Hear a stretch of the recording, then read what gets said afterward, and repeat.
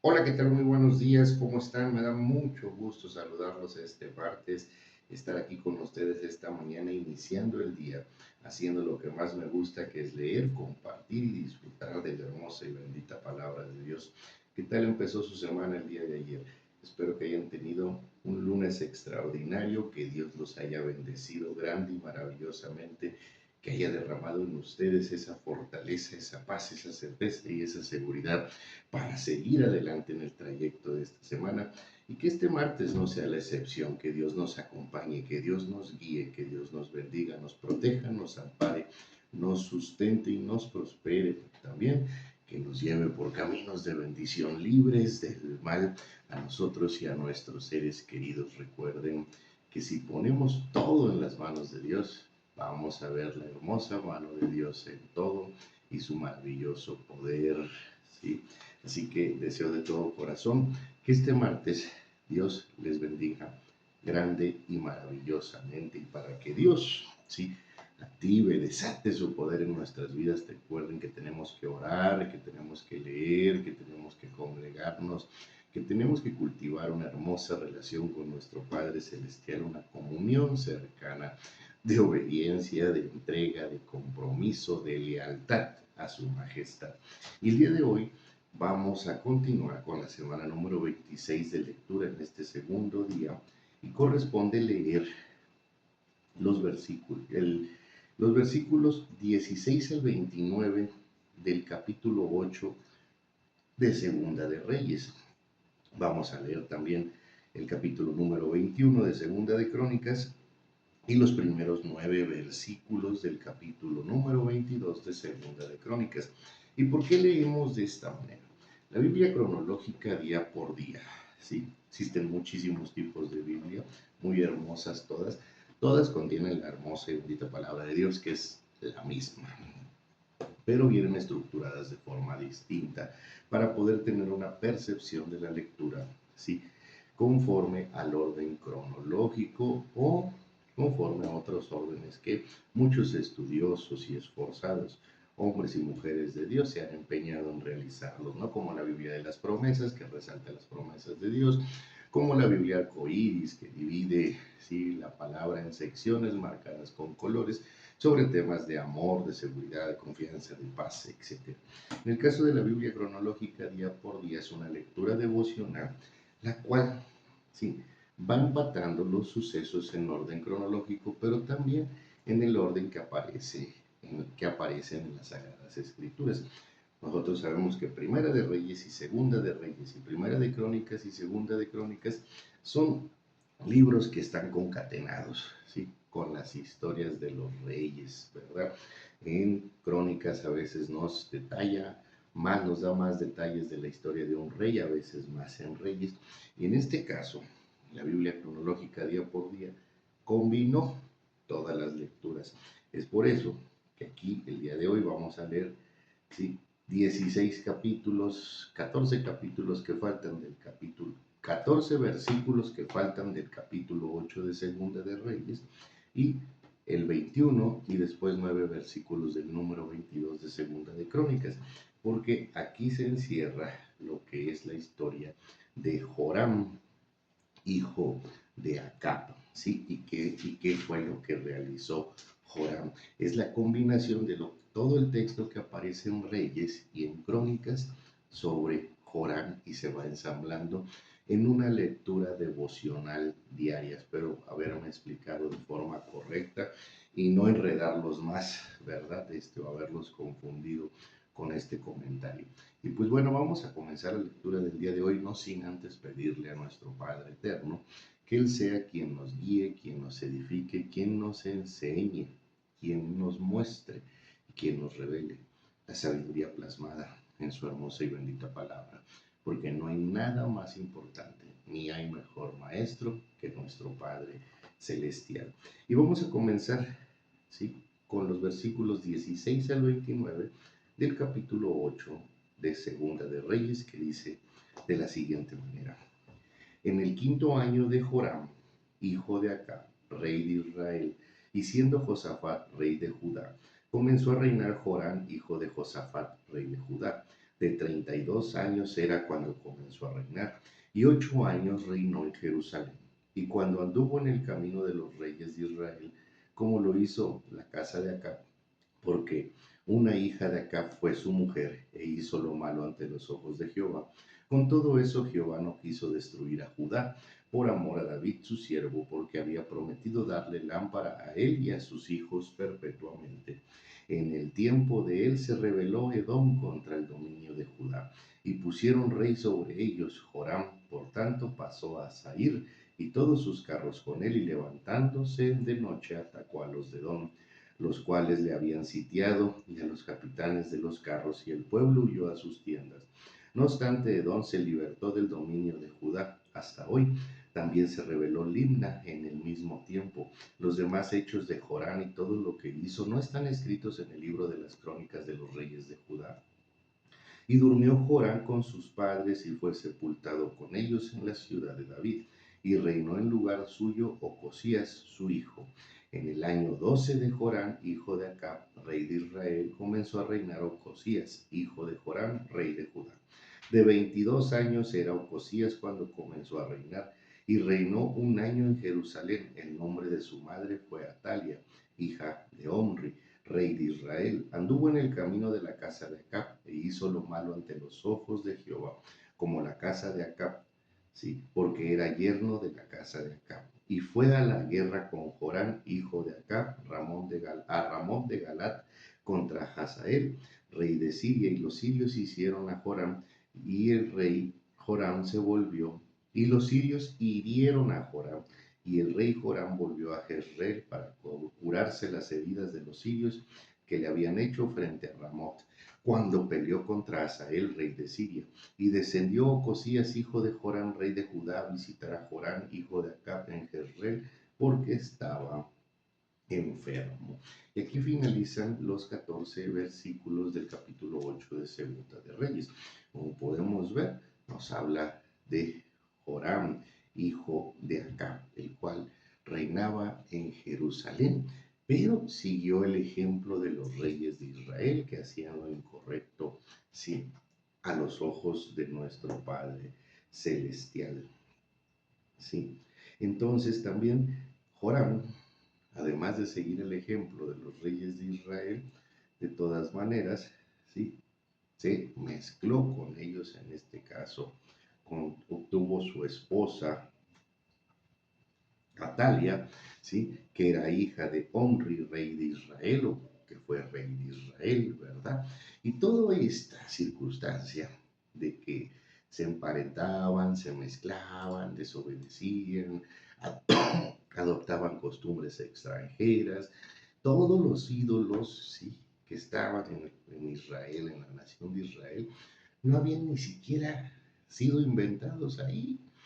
Eran inventados por los filisteos, por los amonitas, por los moabitas, por los sirios, después por los asirios, por los babilonios. O sea, incluso el becerro de oro que funde Aarón, sí, cuando fueron liberados de la esclavitud en Egipto, ese becerro de oro no lo inventó el pueblo ahí, no lo ideó el pueblo de Israel ahí, ¿sí? Que aún se estaba conformando el pueblo de Israel, ¿verdad? Pero ya era el pueblo de Israel, sino que pertenecía a las deidades egipcias, ¿sí? Para finalizar, además de la desobediencia, de la falta de respeto hacia Dios, todavía faltaban al respeto a nuestro Padre Celestial, ¿sí? Por adoptar costumbres ajenas, costumbres que ni siquiera les correspondían a ellos, ¿sí? Pudiésemos decir, ¿sí? En un intento de ayudar al pueblo de Israel, que entre ellos se armó una ideología, ¿sí? Nacieron esos pensamientos, esas ideas de crear una deidad, ¿sí? De inventarse un Dios, ¿sí? Pero no, simplemente observaban lo que estaba a su alrededor y adoraban a dioses extraños, a dioses ajenos, a dioses que ni siquiera correspondían al pueblo de Israel, teniendo un Dios vivo, un Dios presente, un Dios maravilloso, amoroso, bondadoso, misericordioso, que los había liberado de la esclavitud en Egipto, que los sustentó, que los proveyó, que los alimentó, que los guió, que los protegió, que los defendió, que los amparó, que los libró de todo mal. Y podría seguir así todo el día, porque todo lo que Dios hace por nosotros cada día es inmenso. Necesitaríamos unas 3 o 4 vidas para contar lo que Dios, ¿sí? Ha hecho por nosotros o hiciese por nosotros en una sola. Y no terminaríamos nunca porque su bondad es infinita, como su amor, también como su gracia y misericordia para con todos aquellos que le amamos y le respetamos. Este era Joram, ¿sí? Y esta parte de Joram, de la historia de Joram, aparece en Segunda de Reyes, de los versículos 16 al 29. Ahora vamos a leer la parte que corresponde al libro de Crónicas respecto de Joram. Espero que ya con este nuevo comentario, sí, porque sentí yo que al principio hasta yo mismo me compliqué la explicación, pero creo que aquí es más comprensible cómo vamos a poder leer esa combinación de Reyes y Crónicas para obtener la historia completa que nos narra nuestro Padre Celestial a través de la revelación dada a los hombres y que fue plasmada en las Sagradas Escrituras. ¿Sí? En este caso, la historia de Joram, hijo de Acab, se encuentra en los versículos 16 al 29 del capítulo 8 de Segunda de Reyes y en los capítulos 21 y los primeros 9 versículos del capítulo 22 de Segunda de Crónicas. Y vamos a darle lectura a estos dos capítulos que dicen de la siguiente manera. Durmió Josafat con sus padres, y lo sepultaron con sus padres en la ciudad de David.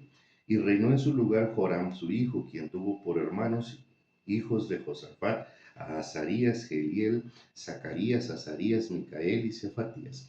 Todos estos fueron hijos de Josafat, rey de Judá, y su padre les había dado muchos regalos de oro y de plata y cosas preciosas y ciudades fortificadas en Judá, pero había dado el reino a Joram porque él era el primogénito. Fue elevado pues Joram al reino de su padre y luego se le hizo fuerte. Mató a espada a todos sus hermanos y también a algunos de los príncipes de Israel. Cuando comenzó a reinar era de 32 años y reinó 8 años en Jerusalén. Y anduvo en el camino de los reyes de Israel, como hizo la casa de Acab, porque tenía por mujer a la hija de Acab, e hizo lo malo ante los ojos de Jehová. Mas Jehová no quiso destruir la casa de David a causa del pacto que había hecho con David, y porque le había dicho que le daría lámpara a él y a sus hijos perpetuamente. En los días de este se rebeló Edom contra el dominio de Judá, y pusieron rey sobre sí. Entonces Joram con sus príncipes y todos sus carros, y se levantó de noche y derrotó a los edomitas que le habían sitiado y a todos los comandantes de sus carros. No obstante, Edom se libertó del dominio de Judá hasta hoy. También en el mismo tiempo Libna se libertó de su dominio por cuanto él había dejado a Jehová, el Dios de sus padres. Además de esto hizo lugares altos en los montes de Judá e hizo que los moradores de Jerusalén fornicasen tras ellos. Y a ello impelió a Judá. Y le llegó una carta del profeta Elías que decía: Jehová, el Dios de David tu padre, ha dicho así: por cuanto no has andado en los caminos de Josafat tu padre, ni en los caminos de Asa, rey de Judá, sino que has andado en el camino de los reyes de Israel, y has hecho que fornicase Judá y los moradores de Jerusalén, como fornicó la casa de Acab, y además has dado muerte a tus hermanos, a la familia de tu padre, los cuales eran mejores que tú. He aquí Jehová herirá a tu pueblo de una gran plaga, y a tus hijos, y a tus mujeres, y a todos cuantos tienes, y a ti con muchas enfermedades, con enfermedad de tus intestinos, hasta que se te salgan a causa de tu persistente enfermedad. Entonces Jehová despertó contra Joram la ira de los filisteos y de los árabes, que estaban junto a los etíopes, y subieron contra Judá, e invadieron la tierra, y tomaron todos los bienes que hallaron en la casa del rey. Y a sus hijos y a sus mujeres no les quedó más hijos, sino solamente Joacás, el menor de sus hijos. Después de todo esto, Jehová lo hirió con una enfermedad incurable en los intestinos. Y aconteció que al pasar muchos días, al fin y al cabo de 2 años, los intestinos se le salieron por la enfermedad, muriendo así de enfermedad muy penosa. y no encendieron fuego en su honor como lo habían hecho con sus padres. Cuando comenzó a reinar era de 32 años y reinó en Jerusalén 8 años y murió sin que lo desearan más. Y lo sepultaron en la ciudad de David, pero no en los sepulcros de los reyes. Este fue el capítulo 21. Y vamos a leer los primeros 9 versículos del capítulo 22 de Segunda de Crónicas, que dicen así: los habitantes de Jerusalén hicieron rey en lugar de Jorán a Ocosías, su hijo menor, porque una banda armada que había venido con los árabes al campamento había matado a todos los mayores. Por lo cual reinó Ocosías, hijo de Jorán, rey de Judá. Cuando Ocosías comenzó a reinar era de 42 años. Era de 42 años y reinó un año en Jerusalén. El nombre de su madre fue Atalia, hija de Omri. También él anduvo en los caminos de la casa de Acab, pues su madre le aconsejaba a que actuase impíamente. Hizo pues lo malo ante los ojos de Jehová como la casa de Acab, porque después de la muerte de su padre ellos le aconsejaron para su perdición. Y él anduvo en los consejos de ellos y fue a la guerra con Joram, hijo de Acab, rey de Israel, contra Hazael, rey de Siria, a Ramot de Galat, donde los sirios hirieron a Joram y volvió para curarse en Jezreel de las heridas que le habían hecho en Ramón, ¿sí? Peleando contra Hazael, rey de Siria. Y descendió Ocosías, hijo de Joram, rey de Judá, para visitar a Joram, hijo de Acab, en Jezreel, porque allí estaba enfermo. Pero esto venía de Dios, para que Ocosías fuese destruido viniendo a Joram, porque habiendo venido salió con Joram contra Jehú, hijo de Nimsi, al cual Jehová había ungido para que exterminara la familia de Acab. Y haciendo juicio Jehú contra la casa de Acab, halló a los príncipes de Judá y a los hijos de los hermanos de Ocosías que servían a Ocosías y los mató. Y buscando a Ocosías, el cual se había escondido en Samaria, lo hallaron y lo trajeron a Jehú y le mataron y le dieron sepultura porque dijeron: es hijo de Josafat, quien en todo su corazón buscó a Jehová. Y a la casa de Ocosías no tenía, y la casa de Ocosías no tenía fuerzas para poder retener el reino. Sí, aquí en estos dos capítulos de Segunda de Crónicas, bueno, en el capítulo número 21 y en los 9 versículos del capítulo 22, nos describe cuáles fueron, ¿sí?, los pecados de Jorán, hijo de Josafat. Josafat en este caso se había, sí, conducido de forma correcta delante de los ojos de Dios. Sin embargo, sí, Jorán, sí, hijo de Josafat, había hecho lo malo, había adoptado las costumbres extranjeras, las costumbres de Israel. Y fíjense qué fácil es para el ser humano, qué fácil es para todos nosotros adoptar prácticas equivocadas, ¿verdad? Cuando se nos aconseja lo bueno, cuando se nos indica, cuando se nos instruye hacia lo positivo, hacia lo que edifica, hacia lo que fortalece, lo rechazamos. Pero cuando se nos tienta, porque ni siquiera se nos insiste, cuando se nos tienta hacia lo equivocado, hacia lo que nos va a causar aflicción, dolor, problemas, angustia, hacia aquello que nos va a generar dificultades en nuestra vida, inmediatamente accedemos, ¿verdad? Como la naturaleza pecadora de nuestro corazón no tan solo es peligrosa en la toma de decisiones y en las actitudes y en los actos que desarrollamos día a día como personas, sino que también nos genera esa tendencia, a esa facilidad para desviarnos hacia lo incorrecto y hacia el mal. Esto fue lo que sucedió con los reyes de Israel y con los reyes de Judá, ¿sí? Son más de 31 reyes los cuales desobedecieron a Dios, los cuales hicieron lo incorrecto delante de los ojos de Dios. Pero lo peor es que desobedecieron al Padre, sufrieron las consecuencias de su desobediencia.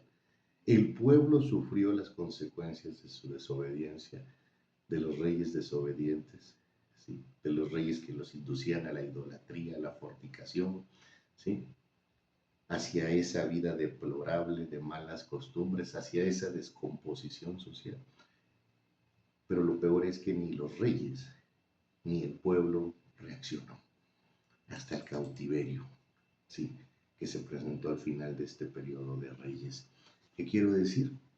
Los reyes desobedecieron, actuaron en contra de la voluntad de nuestro Padre Celestial, recibieron sus consecuencias y el siguiente rey, o sea, sus hijos, hicieron lo mismo que el Padre.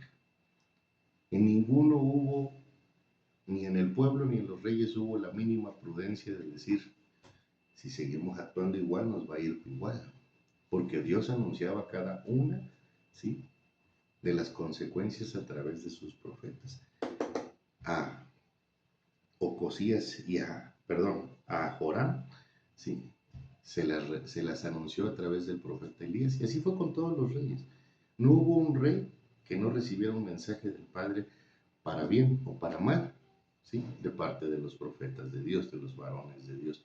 El pueblo sufría también las consecuencias de los reyes, porque no solo se desviaba el rey por el camino equivocado, no solo actuaba el rey en contra de nuestro Padre Celestial, sino que también, ¿sí?, el pueblo hacía lo consecuente. Y el pueblo también sufría las consecuencias, porque cuando Dios, sí, como lo dice aquí en el capítulo 21 de Crónicas, ¿sí?, despertó la ira de los filisteos en contra de Judá, ¿sí?, en contra de Jerusalén. ¿Quiénes eran los que sufrieron las batallas? El pueblo, ¿sí? Pero el pueblo tampoco tuvo la mínima ni siquiera prudencia de decirle a los reyes, ¿sí?, no te comportes así, no vayas en contra de la voluntad de Dios, no desobedezcas, no te apartes del Dios de nuestros padres, de Jehová, del único poderoso y verdadero Dios, ¿sí? Retira los ídolos, ¿sí?, todos los que sean, y guiémonos conforme a la bendición del Señor, el que nos liberó de Egipto, el que nos ha sustentado. No, tampoco lo hizo. Vivía en la consecuencia, y el siguiente rey volvía a desobedecer y el pueblo volvía a desobedecer junto con él.